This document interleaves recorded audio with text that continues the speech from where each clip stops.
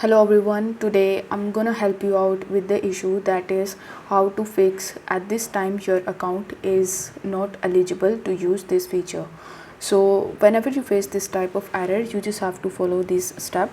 First of all, you just have to launch your Google Play Store and your App Store, and here you just have to simply use the search bar in order to search for Instagram.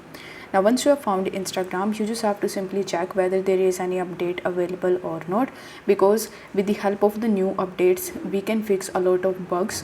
So you just have to simply tap on the update button and then you just have to update your Instagram application.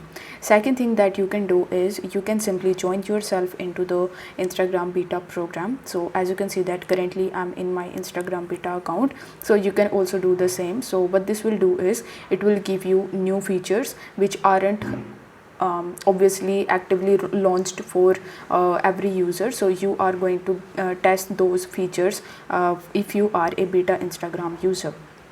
Now if this is not able to fix the issue, then what you can do is you can simply go to the settings of your device, and here you just have to simply scroll down and select apps, then select manage apps. After that, use the search bar, and here you need to simply search for Instagram. Now once you are able to find Instagram, you just have to try to clear the cache of it.